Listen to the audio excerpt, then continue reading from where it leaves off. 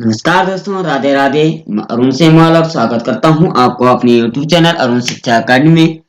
दोस्तों, जैसे कि आप थंबनेल देख रहे हैं कि आज हमारा हिंदी सेशन का यह छठा भाग चल रहा है। संपूर्ण हिंदी व्याकरण हम आपको 30 दिन में प्रोवाइड कराने वाले हैं। इसके लिए आज का जो हमारा टॉपिक होगा वह है वाक्य भेद, उपवाक्य, पदबंध, परिभाषा, भेद एवं अंग। हिंदी व्याकरण के इस सेशन में हम संपूर्ण वाक्य के भेदों पर चर्चा करने वाले हैं कि कौन कौन से होते हैं और किस प्रकार के होते हैं तथा इनसे संबंधित कौन कौन से प्रश्न होते हैं। ये हमने दूसरी वीडियो में बनाया, आप उसको भी देख सकते हैं। इससे पहले के सेशन अगर नहीं देखे तो प्लेलिस्ट में जाकर के आप उनको भी देख सकते हैं, वो भी आपके लिए बेहद इंपॉर्टेंट होने वाला है। चैनल पर नए हैं प्लीज चैनल सब्सक्राइब जरूर करें और प्यारा सा कमेंट करते हुए आज हम आगे बढ़ेंगे। आज हिंदी व्याकरण के सेशन में हम वाक्य भेद पर चर्चा करने वाले हैं, जो 100% जो है आपको सफलता दिलाने के लिए बेहद लाभकारी सिद्ध होने वाला है। चलिए वाक्य की बात करते हैं कि वाक्य क्या होता है।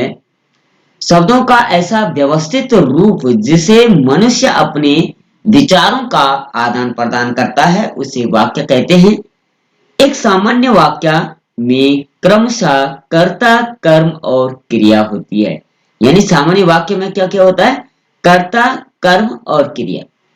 कर्ता यानी जो मुख्य लीड रोल करता है, और कर्म यानी जो कर्ता कर्म करता है, और क्रिया जो है उसके द्वारा की जाती है। जैसे राम फल खाता है। राम करता हो गया, फल उसका कर्म हुआ और खाता है क्रिया हो जाएगी। ठीक है, तो ये क्या है? एक वाक्य हो गया, राम फल खाता है। लेकिन इसमें तीनों चीज आती।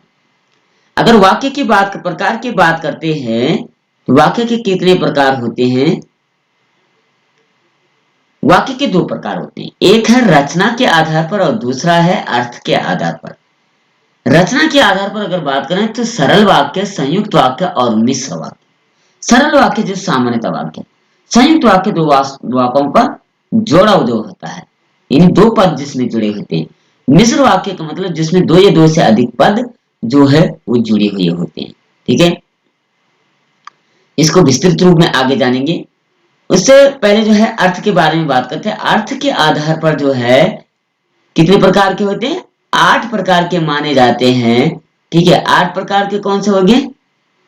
ये हो गए विधानवाचक, इच्छावाचक, आज्ञावाचक, निषेधावाचक, प्रश्नवाचक, विस्मयादिबोधक, संकेतवाचक और संदेहवाचक।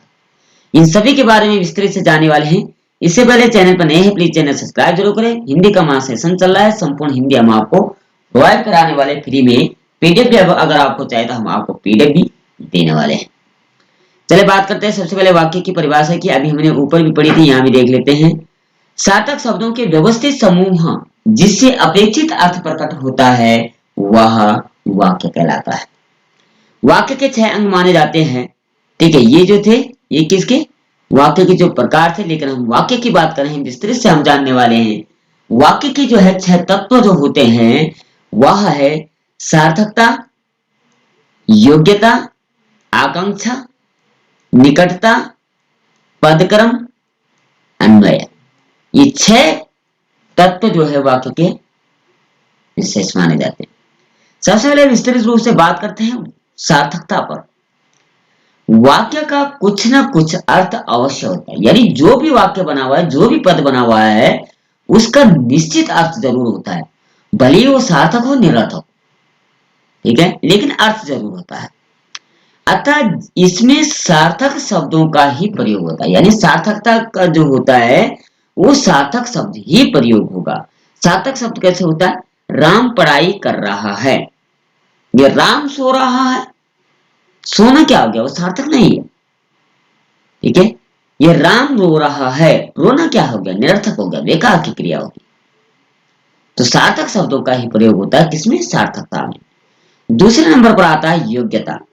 वाक्य में प्रयुक्त शब्दों में प्रसंग के अनुसार प्रेक्षित अर्थ प्रकट करने की योग्यता होती है। जैसे चाय बाय यह वाक्य है, कोई चाय खाई नहीं जाती बल्कि पी जाती। चाय बाय कहते हैं, चाय बाय पी ली, तो चाय खाई नहीं जाती बल्कि वो पी जाती है। ठीक है, तो ये क्या है? वाक्य में प्रयुक्त जो है ये योग्यता होगी, उसके जो मूल आधार है वो क्या हो गया कि चाय जो है वो पी जाती है, पेय पदार्थ है। आगे बात करते हैं आकांक्षा। आकांक्षा मतलब इच्छाएं। आकांक्षा का अर्थ होता है इच्छा। वाक्य अपने आप में पूरा होना चाहिए, यानी पूर्ण वाक्य होने चाहिए। उसमें किसी ऐसे शब्द की कमी नहीं होनी चाहिए जिसके कारण अर्थ की अभिव्यक्ति में अधूरापन व्यक्त होता है। जैसे बात करते हैं पत्र लिखता है। इस वाक्य में क्रिया के कर्ता को जानने की इच्छा होगी, अतः पूर्ण वाक्य इस प्रकार होगा, राम पत्र लिखता है। ये अधूरा हो गया, पत्र लिखता है। माना हम कहते हैं, अगर हम रास्ते में चले, हम बोलते हैं पत्र लिख लिया, पत्र लिखता है, तो जाहिर सी बात है सामने वाला पूछेगा कौन पत्र लिख रहा है, कर्ता कौन है। कि कर्म भी है, क्रिया भी है, लेकिन कर्ता कौन है, ये कर्म कौन कर रहा है और क्रिया किसके माध्यम से हो रही है, तो उस कर्ता का पता भी होना जरूरी है। जैसे राम लिखता है, कर्ता और क्रिया हो गए, क्या लिखता है, पत्र लिखता है, कर्म हो गया। अर्थात जिसमें हमने पहले बात की थी, कर्ता, कर्म और क्रिया, ये वाक्य के मूलभूत आधार माने जाते हैं। ठीक है, आए समझ में। बात करते हैं चौथे नंबर पर निकटता। निकटता का मतलब होता है नजदीक। बोलते तथा लिखते समय वाक्य के शब्दों में परस्पर निकटता होनी चाहिए, बहुत आवश्यक, अति आवश्यक है। रुक रख कर बोले या लिखे गए शब्दों वाक्य नहीं बनाते। अतः वाक्य के पद निरंतर प्रवाह में पास पास बोले या लिखे जाने वाले होने चाहिए। ठीक है, यानी निकटता जरूरी चाहिए। पदक्रम की बात करते हैं पांचवें नंबर पर। वाक्य में पदों का एक निश्चित क्रम होना चाहिए। सुहावनी है रात, होती है चांदनी, इन पदों में क्रम व्यवस्थित न होने के कारण इसे वाक्य नहीं मानेंगे। यानी यहाँ क्या, सुहावनी है रात, होती है चांदनी, तो ये क्या अधूरा हो गया। तो इसे इस प्रकार से होना चाहिए था, क्या होना चाहिए था, इसको इसको होना चाहिए था, चांदनी रात सुहानी होती है, सुहावनी होती है तो वही चांदनी रात सुहावनी होती है। वाक्य वही है, शब्द वही है, लेकिन ये तरतीब से नहीं थे, व्यवस्थित ढंग से नहीं थे, पदक्रम से नहीं थे, पंक्ति रूप से नहीं थे, एक निश्चित क्रम से नहीं थे, व्यवस्थित नहीं थे, इसलिए ये अटपटा महसूस हो रहा। सुहावनी है रात, होती है चांदनी, लेकिन चांदनी रात सुहानी होती है, ये इसका पदक्रम आ गया। ठीक है, अब छठे नंबर पर इसका आखिरी भाग आता है अन्वय। अन्वय का अर्थ होता मेल मिलाप। वाक्य में लिंग, वचन, पुरुष, काल, कारक आदि का क्रिया के साथ ठीक ठीक मेल होना चाहिए। क्या क्या कहा, वाक्य जो होता है उसमें लिंग, ठीक है, हिंदी में दो ही लिंग होते हैं, पुल्लिंग और स्त्रीलिंग। ठीक है, गलती से नपुंसक लिंग मत लिखना, वो संस्कृत में होता है, हिंदी में दो लिंग होते हैं। वचन भी हिंदी में दो होते हैं, एक वचन और बहुवचन। गलती से द्विवचन भी मत लिखना, तीन वचन जो है वो संस्कृत में होते हैं, हिंदी में दो वचन है। पुरुष जो है, ठीक है, प्रथम पुरुष, मध्यम पुरुष, उत्तम पुरुष। काल जो है, ये भी कितने होते हैं, तीन काल, भूतकाल, वर्तमान और भविष्य। कारक जो है ये सात होते हैं, तथा कर्म, करण, संप्रदान, अपादान, संबंध, अधिकरण। एक संबोधन भी होता है लेकिन वो उतना मान्य नहीं, मूलतः सात होते हैं। ठीक है, ठीक ठीक मेल होना चाहिए, इनका मेल भी होना चाहिए आपस में। भाई ऊपर हमने बात की थी कर्ता, क्रिया और कर्म जरूरी होना चाहिए, लेकिन इनके साथ ये भी जरूरी चाहिए कौन से लिंग का है, किस लिंग की कर्ता है और किस लिंग की हम बात करें, वचन कौन सा है, पुरुष कौन सा है, काल कौन सा है, कारक विभक्ति कौन सी है, ये सब होना आवश्यक है। जैसे बालक और बालिकाएं गई, इसमें कर्ता क्रिया अन्वय ठीक नहीं है। बालक और बालिकाएं, बालक तो हो गया एक वचन का, बालिकाएं होगी बहुवचन की। अतः शुद्ध वाक्य क्या होना चाहिए, बालक और बालिकाएं गई, ये भी होना चाहिए। ठीक है, ये शुद्ध क्रम गई। तो ये मूल क्या हो गया इसमें कि इसका भी ध्यान रखना है। ठीक है, शुद्ध वाक्य करने के लिए आता है, ये भी जरूरी है। तो ये तो थे मूल जो वाक्य की तत्व थे, छह तत्व। अब बात करते हैं इसके वाक्य के पार्ट्स ऑफ द सेंटेंस। तो वाक्य के जो अंग है उसको भी देख लेते हैं। वाक्य के मूलतः दो अंग होते हैं, उद्देश्य और विधेय। जरूर बेहद इंपॉर्टेंट माना जाता है, मोस्ट इंपॉर्टेंट। उद्देश्य और विधेय क्या होता है इसको जानना बहुत आवश्यक है। उद्देश्य की बात करते हैं पहले। उद्देश्य यानी सब्जेक्ट। क्या कहा, जिसके बारे में कुछ बताया जाता है उसे उद्देश्य कहते हैं। हमेशा याद रखें, जिसके बारे में बताया जाता है वो उद्देश्य है। यानी अनुराग खेलता है, सचिन दौड़ता है, अनुराग यहाँ पर उद्देश्य हो गया और खेलता है विधेय हो गया। याद रहेगा, जिसके बारे में बताया जाता है वो उद्देश्य है, और जो जिसके उसके बारे में जो बताया जा रहा है वो विधेय हो गया। ठीक है, अभी विधेय नीचे आएगा। तो अनुराग क्या है, उद्देश्य हो गया। ठीक है, इन वाक्यों में अनुराग और सचिन के विषय में बताया जा रहा है, अतः ये इसके अंतर्गत कर्ता का विस्तार आता है। जैसे परिश्रम करने वाला व्यक्ति सदा सफलता पाता है।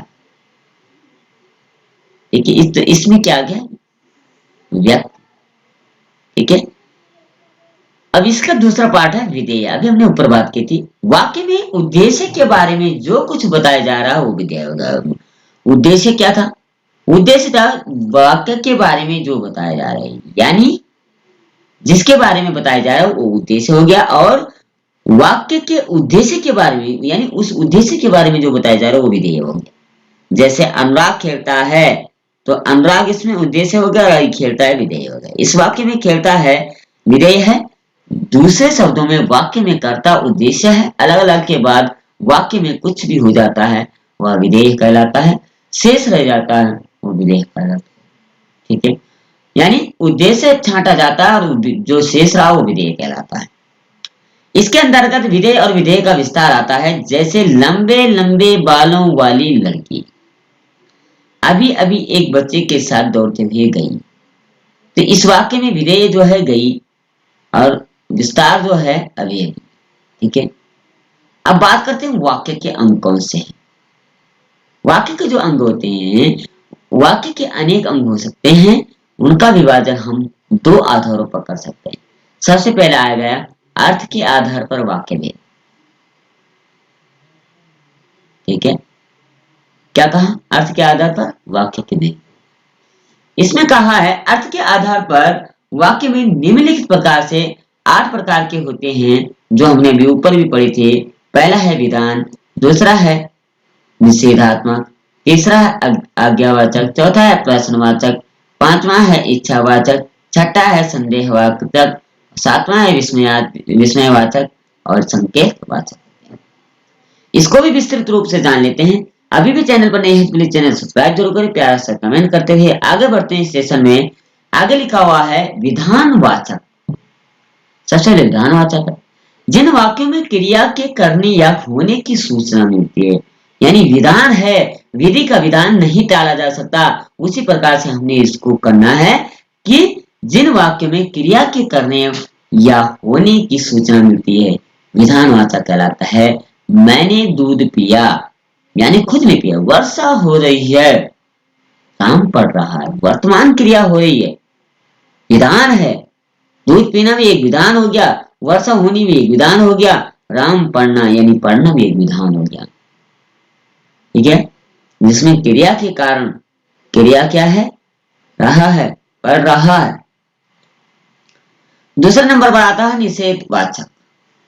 जिन वाक्यों से कार्य न होने का भाव प्रकट होता है उसे निषेध कहते हैं, यानी कार्य न होने का भाव। मैंने दूध नहीं पिया, इसमें ना आ रहा है, जहां ना आता है या नहीं आता है, मैंने खाना नहीं खाया तो हो जाएगा निषेध।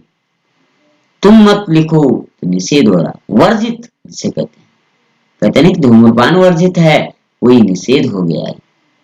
तीसरे नंबर पर आता है आज्ञावाचक, आज्ञा देना। जिन वाक्यों से आज्ञा, प्रार्थना, उपदेश आदि का ज्ञान होता है, पढ़ो, लिखो, जाओ, बोलो, खा लो, हंसो, तो ये क्या हो गया, ये आज्ञावाचक। बाजार जाकर फल ले आओ, आज्ञा दे रहा, हुक्म कर रहा है। मोहन तुम बैठकर पढ़ो, हुक्म दे रहा है। बड़ों का सम्मान करो, हुक्म दे रहा। ठीक है, आगे बढ़ते हैं क्वेश्चन नंबर 4 की ओर। प्रश्नवाचक, जिन वाक्यों में किसी प्रकार का प्रश्न पूछने का ज्ञान होता है उन्हें प्रश्नवाचक कहते हैं। सीता तुम कहां से आ रही हो? कहां से, कहां, कब, क्यों, कैसे, ये जहां आता है वो प्रश्नवाचक होता है, और ऐसे प्रश्नवाचक जो है ये प्रश्नवाचक कहलाते हैं। छठे नंबर पर चलते हैं इच्छावाचक। आकांक्षा, जिन वाक्यों से इच्छा, आशीष, शुभ कामना आदि का ज्ञान होता है उन्हें इच्छावाचक कहते हैं। तुम्हारा कल्याण हो, उसकी भाव प्रकट हो रहा है, उसकी इच्छा कर रही है। आज तो मैं केवल फल खाऊंगा, इच्छा प्रकट कर रहा है, व्यक्त कर रहा है, इच्छा जता रहा है। भगवान तुम्हें लंबी उम्र दे, क्या कर रहा है? इच्छा व्यक्त कर रहा है। ठीक है, आगे बढ़ते हैं सेशन की ओर। छठा हेडिंग जो है इसका संदेहवाचक। संदेह होना, शक मजबूत होना। जिन वाक्यों से संदेह या संभावना व्यक्त होती है उन्हें संदेहवाचक वाक्य भी कहते हैं। यानी इसको कहा जाता है संदेहवाचक वाक्य, यानी शक मजबूत होना। जैसे शायद शाम को वर्षा हो रही है, हो जाए, यानी कंफर्म नहीं है होगी कि नहीं होगी, शायद शाम को वर्षा हो जाए। वह आ रहा होगा पर हमें क्या मालूम, हो सकता है राजेश आ जाए, हो सकता है। तो ये हो गया संदेहवाचक। ठीक है, आगे बढ़ते सातवें हेडिंग की ओर।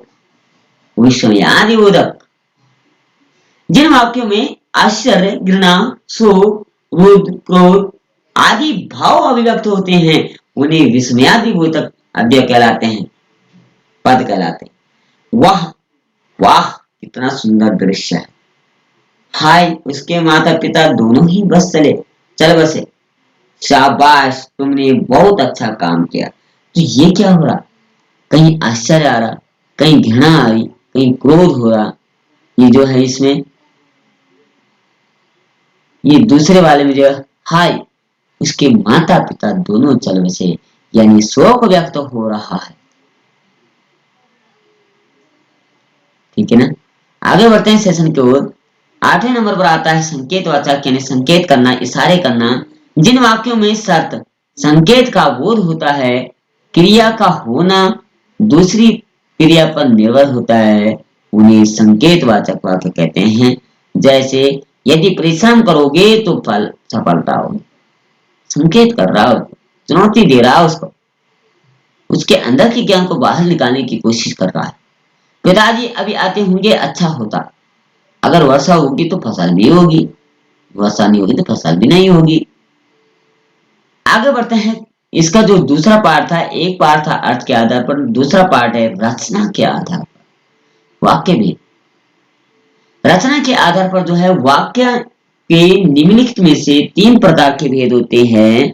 जैसे पहला आ गया सरल वाक्य, ऊपर पढ़ा था ना हमने, यहां हमने पढ़ा था अभी, ये पढ़ा था सरल वाक्य, मिश्र वाक्य, संयुक्त वाक्य। इसमें भी पढ़ा था 8 प्रकार के वाक्य। तो जो चीज एक बार पढ़ ली उससे बार बार दिमाग जो है घर कर लेना। आगे क्या था,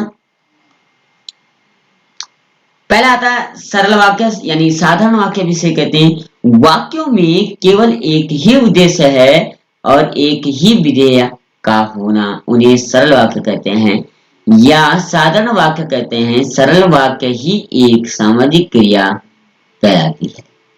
ठीक है, आगे बढ़ते हैं। इसके उदाहरण जो दे रखा है वह है, मुकेश पढ़ता है, शिल्पी पत्र लिखती है, राकेश ने भोजन किया। क्या हो रहा है इसमें, साधारण वाक्य है, सामान्यता वाक्य है। ठीक है, आगे बढ़ते हैं दूसरे नंबर की ओर, संयुक्त वाक्य, जिन्हें दो या दो से अधिक सरल वाक्य योजक और एवं तथा या अथवा, इसलिए अतः, फिर भी, तो नहीं तो, किंतु, परंतु, लेकिन, पर आदि, जहां ये शब्द प्रयोग हो रहे हैं तो समझो वो संयुक्त वाक्य, क्योंकि दो पदों को जोड़ रही है। वह सुबह गया और शाम को लौटा है, प्रिय बोलो पर असत्य न बोलो, उसने बहुत परिश्रम किया किंतु सफलता नहीं। तो ये इसके उदाहरण थे।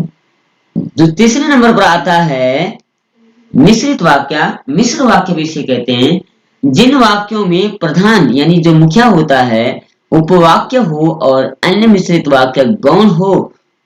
वाक्य हो तो जो आपस में की जो, क्योंकि ठीक है इसके अंदर ये सारी चीजें आ गई, जैसा वैसा, जब तब, जहां वहां, इधर उधर, अगर मगर, अगर, जो, यद्यपि, यद्यपि, तो ये मिश्रित वाक्य के अंदर होते हैं। मिले जुले हूं उन्हें मिश्रित वाक्य कहते हैं। इनमें एक मुख्य उद्देश्य और मुख्य विधेय के अलावा एक अधिक सामायिक क्रियाएं होती है। ठीक है, इसका तो उदाहरण है, मैं जानता हूं तुम्हारे अक्षर अच्छे नहीं बनते, जो लड़का कमरे में बैठा वह मेरा भाई है, यदि परिश्रम करोगे तो उतने जरूर होंगे। ठीक है, तो इस प्रकार का जो आखिरी इस वाक्य है, इसका वाक्य विग्रह है। जिनके विभिन्न अंगों को अलग अलग किए जाने की प्रक्रिया को व्यक्त करने का कहते हैं, इसे वाक्य विभाजन या वाक्य विश्लेषण कहते हैं। सरल वाक्य का विग्रह करने पर वह उद्देश्य और एक विधेय बनते हैं, किंतु संयुक्त वाक्य में योजक को हटाने पर दो स्वतंत्र उपवाक्य बनते हैं। पानी दो सरल वाक्य। मिश्र वाक्य में जो योजक को हटाने पर अपूर्ण उपवाक्य बनते हैं। जैसे क्या है, सरल वाक्य बराबर उद्देश्य प्लस विधेय वाक्य, सरल व मिश्र वाक्य, प्रधान उपवाक्य, आश्रित वाक्य। ये क्या इसकी क्रिया होगी। सबसे पहले बात करेंगे उपवाक्य से। यदि किसी एक वाक्य में एक से अधिक समापिका क्रियाएं होती है तो वह वाक्य उपवाक्यों में बंट जाता है और उसमें जितनी संपायिका क्रियाएं होती है उन्हें उपवाक्य कहते हैं। यानी उपवाक्यों में से जो वाक्य का कदर करता है उसे मुख्य वाक्य, प्रधान वाक्य कहते हैं। ये और शेष आश्रित उपवाक्य है। सबसे पहले बात करते हैं आश्रित उपवाक्य तीन प्रकार के होते हैं। आश्रित उपवाक्य तीन प्रकार के होते हैं। तो कौन से होते हैं? संज्ञा उपवाक्य, यानी जो आश्रित उपवाक्य प्रधान उपवाक्य की क्रिया के कर्ता, कर्म अथवा क्रिया पूरक के रूप में होता है उसे उपवाक्य कहते हैं। जैसे राम जानता हूं कि वह बहुत ईमानदार है, उसका विचार है कि राम बच्चा मिलकर समीम ने कहा है उसका भाई पटना गया। तीसरा आ गया इस रंगीन अक्षरों वाले अंश तथा अंश संज्ञा उपवाक्य। देखिए पहचान क्या होगी, संज्ञा उपवाक्य का प्रारंभ की से होता है। जो संज्ञा परावर्ती है तो वो की से हो जाएगा। पहचान की बात बताइए। अब आगे बढ़ते हैं दूसरे नंबर पे। जब कोई आश्रित उपवाक्य प्रधान उपवाक्य की संख्या पद की विशेषता बताते हैं उन्हें विशेषण कहा जाता है। यानी क्या कहा, उन्हें विशेषण कहा जाता है, विशेषण उपवाक्य कहा जाता है। सॉरी, उदाहरण क्या है, मैंने एक व्यक्ति को देखा वह बहुत मोटा था, वे फल कहाँ है जिनको आप लाए थे। तो ये क्या हो गया, उपवाक्य, प्रधान वाक्य, संज्ञा पद, विशेषता आदि। आगे बात करते हैं पहचान पत्र क्या है। विशेषण उपवाक्य का प्रारंभ जो अथवा इसके किसी रूप जिसमें जिस आदि से होता है। तीसरे नंबर पर हम आगे बढ़ेंगे क्रिया विशेषण उपवाक्य, यानी जो आश्रित उपवाक्य प्रधान उपवाक्य की क्रिया की विशेषता बताते हैं उसे क्रिया विशेषण उपवाक्य कहते हैं। जो पराय क्रिया का काल, स्थान, रीति, परिमाण, कारक के सूचक क्रिया विशेषण के आधार पर प्रधान उपवाक्य से जुड़ते हैं। उदाहरण के लिए क्या हो गया, मैंने उससे नहीं बोला क्योंकि वह बदमाश है। जब वर्षा हो रही थी तब मैं कमरे में था, जहां जहां वे गए उनका स्वागत हुआ। यदि मैंने परिश्रम किया होता तो अवश्य ही सफल होता, यद्यपि वह गरीब तथा ईमानदार। तो इन वाक्यों में रंगीन अक्षरों वाले अंश क्रिया विशेषण उपागम किया गया। ठीक है, अब पहचान क्या होगी, क्रिया विशेषण उपागम का प्रारंभ क्योंकि कि जितना, जैसा, जब, जहां, जिधर आदि से होता है। ठीक है, तो कुल मिलाकर के आज हमने वाक्य भेद के जो है संपूर्ण वीडियो पर चर्चा की, संपूर्ण पाठ जो हमने इसका आपको बताए। आशा करते हैं आपको ये वीडियो पसंद आएगी। वीडियो पसंद आए लाइक से सब्सक्राइब जरूर करें, अपने दोस्तों के साथ शेयर करते हुए। कल फिर मिलते हैं, तब तक के लिए जय श्री कृष्णा, राधे राधे।